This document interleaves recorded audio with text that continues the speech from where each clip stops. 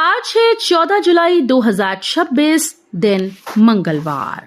Welcome back to clean news UP. चलिए देखते हैं उत्तर प्रदेश की 25 फटाफट बड़ी खबरों को। 12वीं पास महिलाओं के लिए बड़ी खुशखबरी। यूपी के 8 नए जिलों में आंगनवाड़ी भर्ती के आवेदन शुरू। उत्तर प्रदेश की 12वीं पास महिलाओं के लिए अच्छी खबर है। राज्य के 8 नए जिलों में आंगनवाड़ी भर्ती के आवेदन शुरू हो गए। मेरठ, बागपत, बिजनौर के बाद अब आगरा, मथुरा, मैनपुरी समेत अन्य जिलों के लिए भी आधिकारिक नोटिफिकेशन जारी कर दिए गए।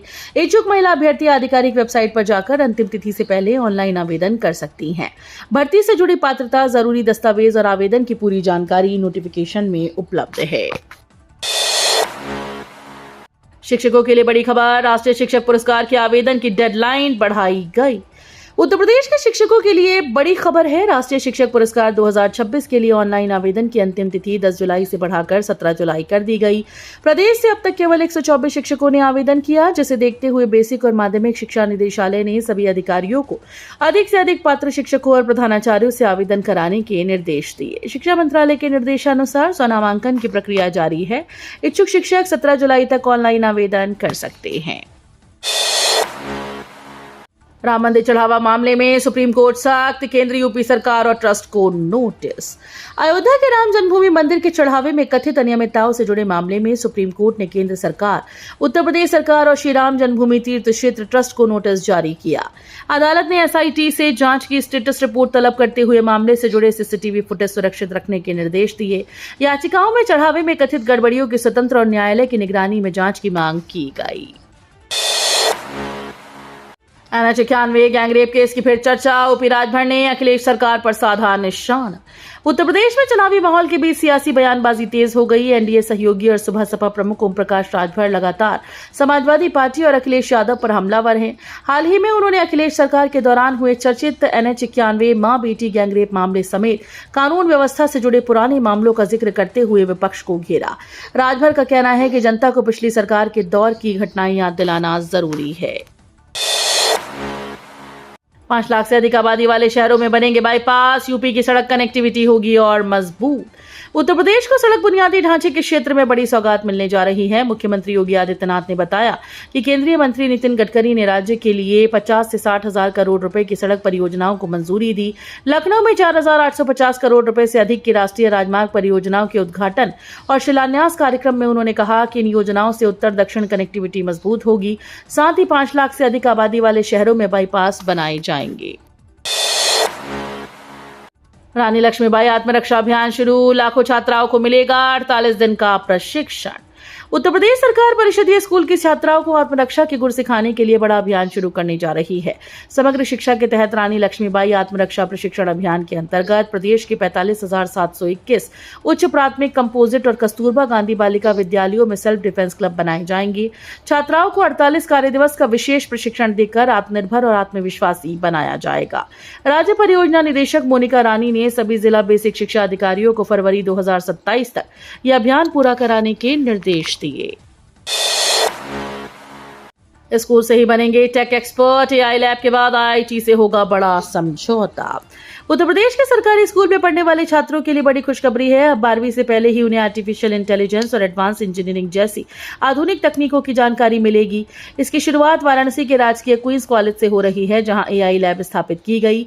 इस पहल को आगे बढ़ाने के लिए वडोदरा के आईआईटी के साथ जल्द एमओयू साइन किया जाएगा। इसके बाद आईआईटी के प्रोफेसर छात्रों का मार्गदर्शन करेंगे।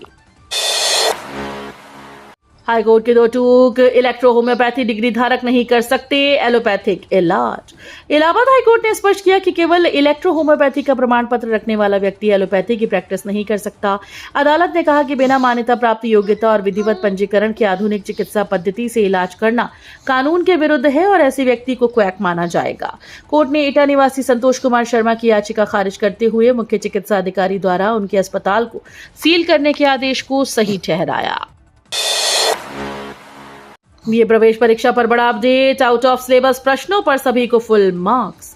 लखनऊ विश्वविद्यालय ने बीए प्रवेश परीक्षा 2026-27 के अभ्यर्थियों के हित में बड़ा फैसला लिया। कुलपति जेपी सैनी के निर्देश पर गणित विषय में पूछे गए आउट ऑफ सिलेबस 10 प्रश्नों के पूरे अंक सभी परीक्षार्थियों को समान रूप से दिए जाएंगे। विश्वविद्यालय प्रशासन का कहना है कि इस निर्णय से किसी भी छात्र का नुकसान नहीं होगा और मूल्यांकन प्रक्रिया निष्पक्ष बनी रहेगी। छात्र हितों को प्राथमिकता देते हुए लिया गया ये फैसला हजारों अभ्यर्थियों के लिए बड़ी राहत माना जा रहा है। सीएम योगी ने प्रदेशवासियों को दी बधाई। हरित उत्तर प्रदेश के लिए लिखा भावुक संदेश। उत्तर प्रदेश ने पर्यावरण संरक्षण के क्षेत्र में एक नया कीर्तिमान स्थापित किया। एक पेड़ मां के नाम अभियान के तहत 40 करोड़ पौधे लगाने का लक्ष्य पूरा होने पर मुख्यमंत्री योगी आदित्यनाथ ने प्रदेशवासियों को बधाई देते हुए एक पत्र लिखा। उन्होंने इस उपलब्धि को जनभागीदारी का परिणाम बताया और सभी से प्रकृति संरक्षण का संकल्प आगे भी जारी रखने की अपील की। मुख्यमंत्री ने कहा कि आज का ये प्रयास आने वाली पीढ़ियों को स्वच्छ, हरित और बेहतर पर्यावरण देने की दिशा में महत्वपूर्ण कदम है। योगी सरकार का बड़ा प्रशासनिक फेरबदल, 182 बीसीएस अधिकारियों के तबादले। उत्तर प्रदेश सरकार ने बड़ा प्रशासनिक फेरबदल करते हुए 182 बीसीएस अधिकारियों के तबादले किए। जारी आदेश के अनुसार कई जिलों में एसडीएम समेत विभिन्न पदों पर नई तैनातियां की गई। प्रशांत कुमार को उन्नाव से बहराइच, कुमार संजय को जालौन, ध्रुव शुक्ला को गाजीपुर, अभय कुमार सिंह को राजस्व परिषद में विशेष कार्याधिकारी बनाया गया। वहीं मनोज प्रकाश को जालौन, अरविंद कुमार सिंह को मैनपुरी, पुष्पेंद्र पटेल को अम्बेडकर नगर और योगेश कुमार गौड़ को सहारनपुर में नई जिम्मेदारी सौंपी गई। इलाहाबाद हाईकोर्ट ने टाली सुनवाई। ग्राम प्रधानों को प्रशासक बनाने पर फैसला फिलहाल टला।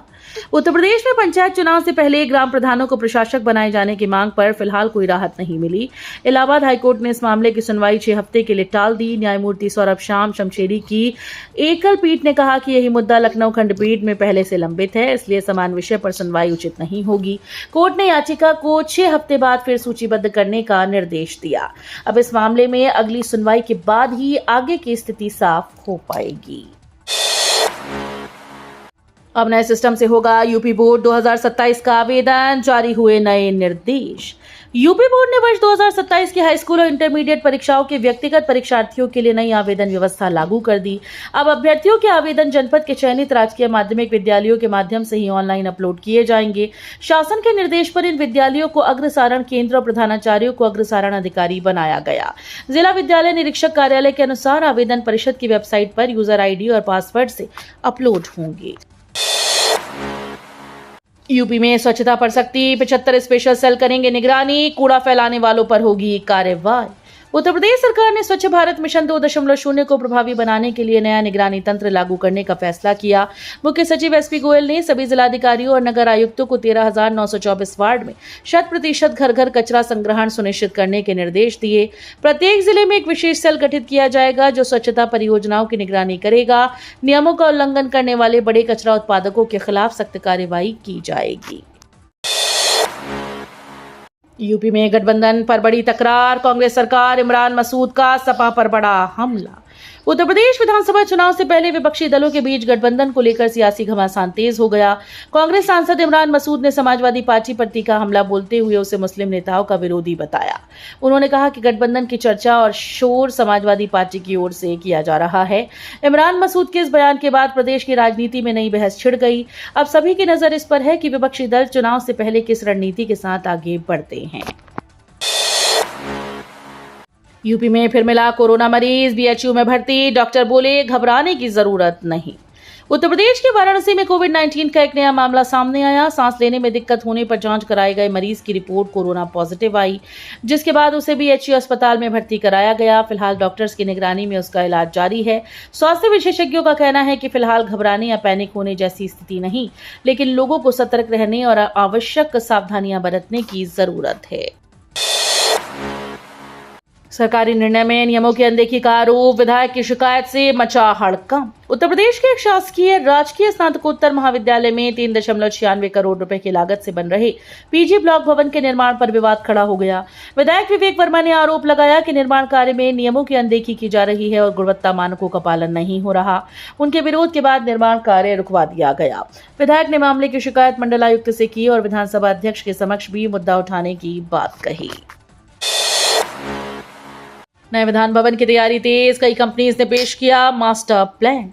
उत्तर प्रदेश की राजधानी लखनऊ में नए विधान भवन के निर्माण की तैयारी तेज हो गई। गोमती नगर स्थित सहारा शहर की 245 एकड़ जमीन पर बनने वाली इस महत्वाकांक्षी परियोजना के लिए कई कंपनीज ने एलडीए के सामने अपना प्रेजेंटेशन प्रस्तुत किया।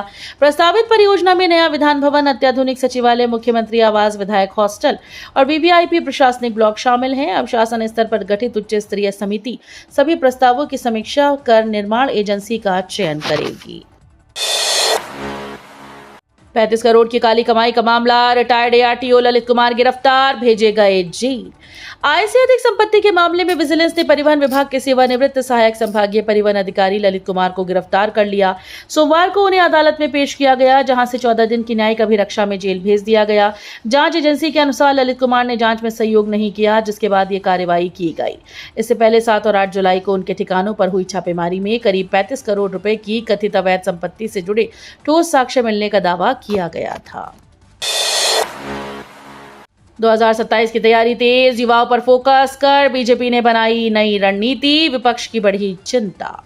उत्तर प्रदेश विधानसभा चुनाव की तैयारियों के बीच राजनीतिक दलों ने अपनी अपनी रणनीतियां तेज कर दी। समाजवादी पार्टी पीडीएफ फॉर्मूले और अन्य मुद्दों पर सक्रिय है, जबकि कांग्रेस पेपर लीक समेत युवाओं से जुड़े सवाल उठा रही है। इस बीच खबर है कि बीजेपी युवाओं के बीच राष्ट्रवाद और राष्ट्रीय गौरव को प्रमुख मुद्दा बनाकर व्यापक अभियान चलाने की तैयारी में है। पार्टी का लक्ष्य युवा मतदाता को जोड़ना और चुनावी बढ़त हासिल करना है। कानपुर में गंगा सफाई को मिली रफ्तार, 138 करोड़ के प्रोजेक्ट से 2027 तक चैप होंगे 14 बड़े नाले। कानपुर में गंगा को स्वच्छ और प्रदूषण मुक्त बनाने की दिशा में बड़ा कदम उठाया गया। National mission for clean Ganga ने 138 करोड़ रुपए के प्रोजेक्ट को मंजूरी दी। इस योजना के तहत वर्ष 2027 तक शहर के 14 बड़े नालों को टैप किया जाएगा, ताकि उनका दूषित पानी सीधे गंगा में ना पहुंचे। लंबे समय से गंगा में गिर रहे सीवर और गंदे पानी पर अब रोक लगाने की तैयारी है। परियोजना पूरी होने के बाद गंगा की स्वच्छता और जल गुणवत्ता में सुधार की उम्मीद जताई जा रही है। जनता दर्शन में सीएम योगी ने दिए सख्त निर्देश, धमकी और अवैध कब्जों के मामले में तुरंत हो एक्शन। उत्तर प्रदेश के मुख्यमंत्री योगी आदित्यनाथ ने जनता दर्शन में प्रदेश भर से आए फरियादियों की शिकायतें सुनी और अधिकारियों को त्वरित कार्रवाई के निर्देश दिए। अवैध कब्जे और धमकी से जुड़े मामलों पर मुख्यमंत्री ने सख्त रुख अपनाते हुए कहा कि प्रदेश में अपराधियों के लिए कोई जगह नहीं। उन्होंने स्पष्ट निर्देश दिए कि ऐसे मामलों की गंभीरता से जांच कर दोषियों के खिलाफ कड़ी कानूनी कार्रवाई सुनिश्चित की जाए। मुख्यमंत्री ने कहा कि पीड़ितों को समय पर न्याय मिले और कानून व्यवस्था से किसी भी तरह का समझौता न किया जाए। यूपी में 15 जुलाई को जारी होगी पीएम आवास योजना के लाभार्थियों की फाइनल लिस्ट। आवास पर सर्वेक्षण के आधार पर प्रधानमंत्री आवास योजना के लाभार्थियों की फाइनल सूची बुधवार को जारी होनी है। सर्वेक्षण के बाद से ग्राम सभाओं में पात्रता सूची तैयार करने को बैठकों का काम चल रहा है और आपत्तियों को निस्तारण किया जा चुका है।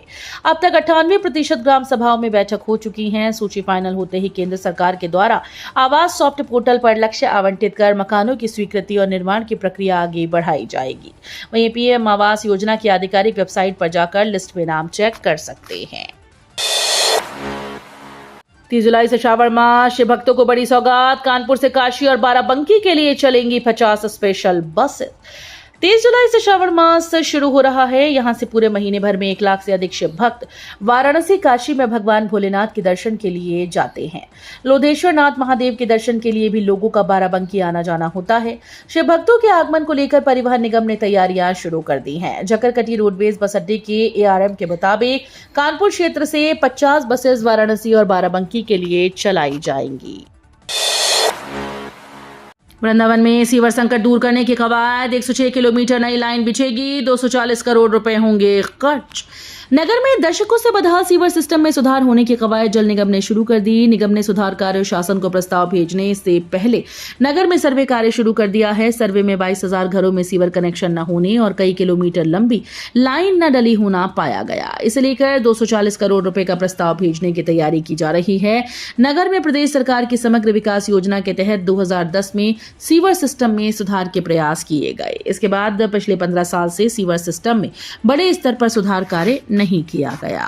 तो ये थी आज की 25 फटाफट बड़ी खबरें। अगर आपको न्यूज पसंद आई हो तो वीडियो को लाइक और शेयर जरूर करें। धन्यवाद।